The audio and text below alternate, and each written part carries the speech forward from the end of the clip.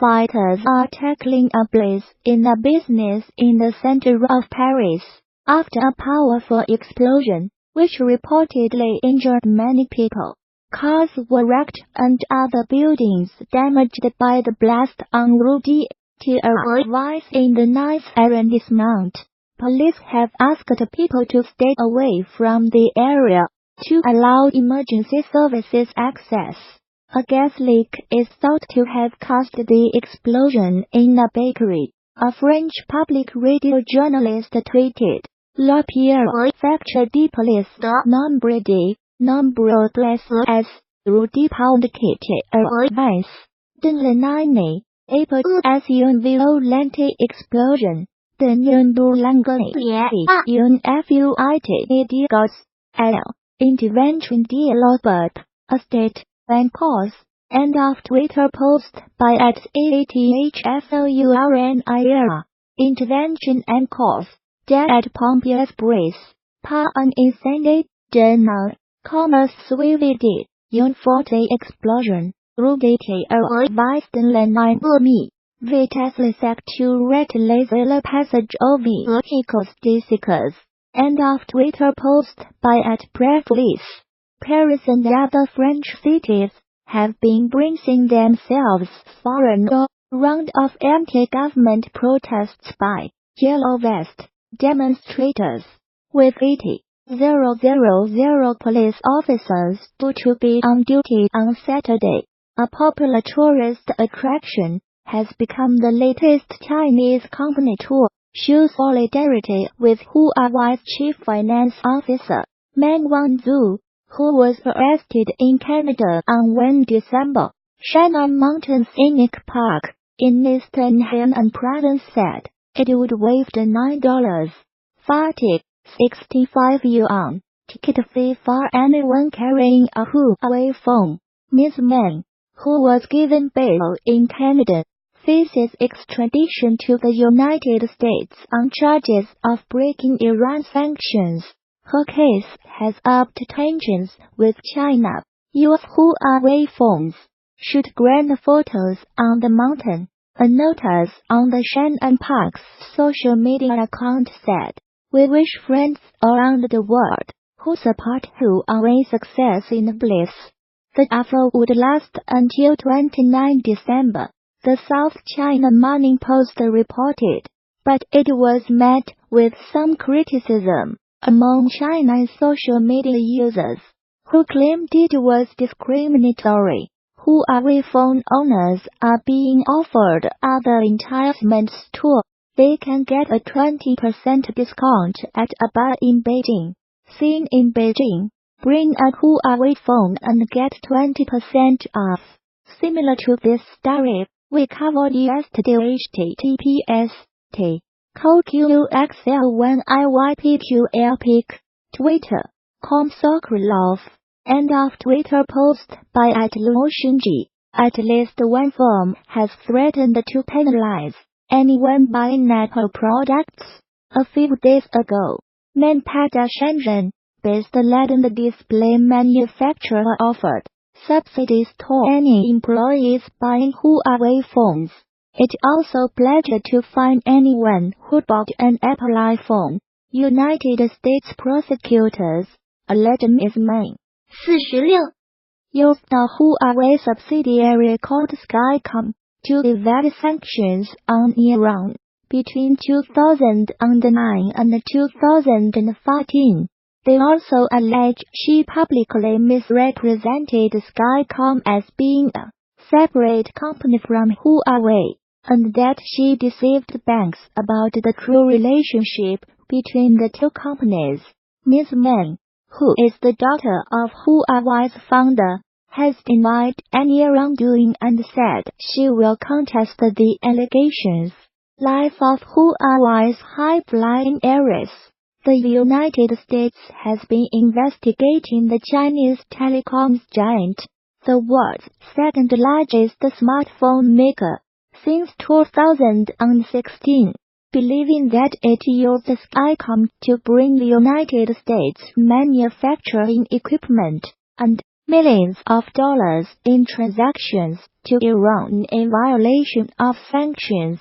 Ms. Man's detention comes amid an increasingly acrimonious trade dispute between Washington and Beijing.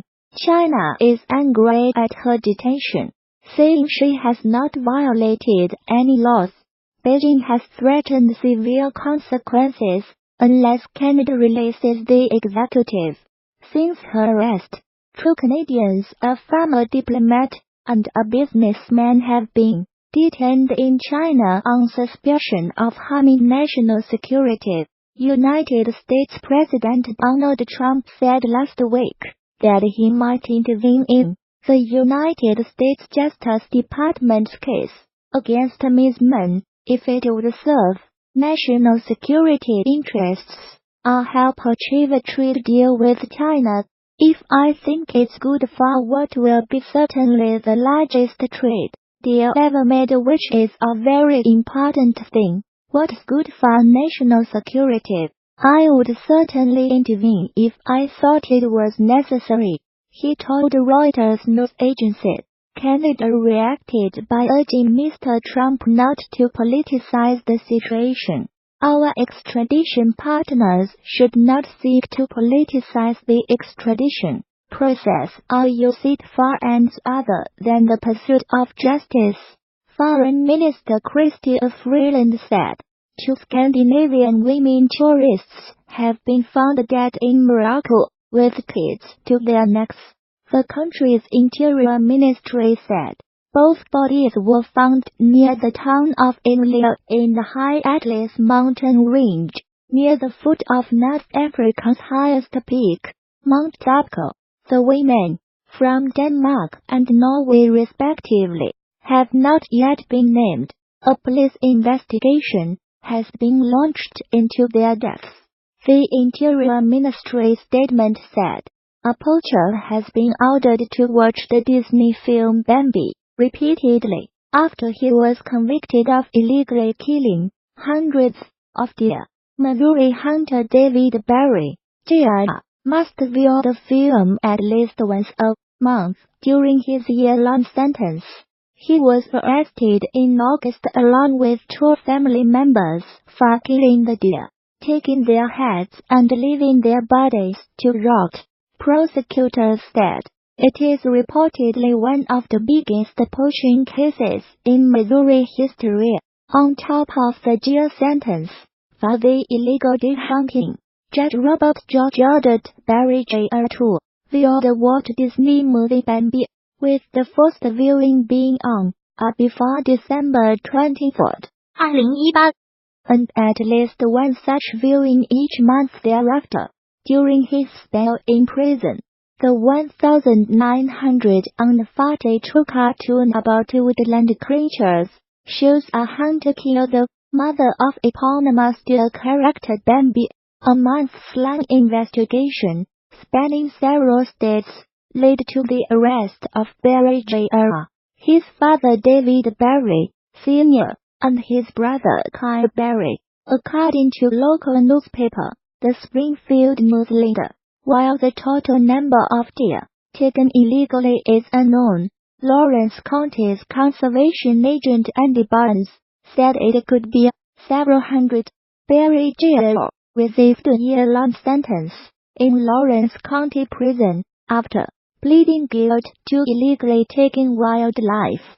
He has also been sentenced to a 120-day term in Barton County Prison for a firearms prohibition violation, and both he and his father had their hunting privileges revoked for life by the Missouri Conservation Commission. The United States military says it has killed 62 fighters from the Islamist group Al-Shabaab in 6 airstrikes in Somalia.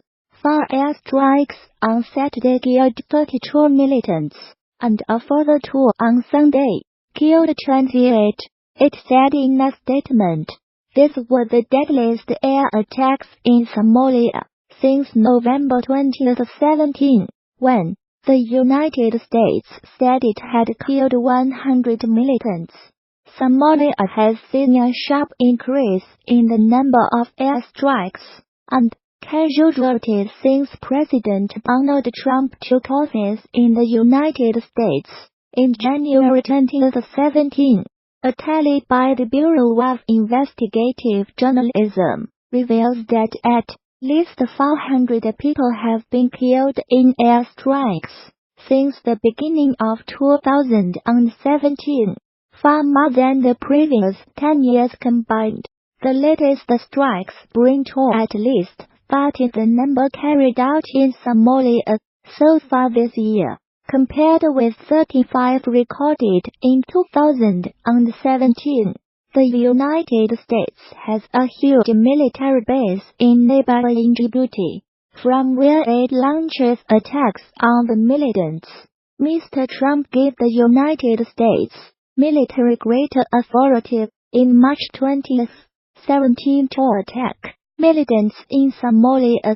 Traditionally, United States presidents have been wary of intervening in Somalia since 80 Special Forces soldiers died fighting militias in the capital Mogadishu in 1993, a battle dramatized in the film Black Hawk Down. No civilians were killed in the latest airstrikes, which were carried out in coordination with the Somali government, the United States military said. Alongside our Somali and international partners,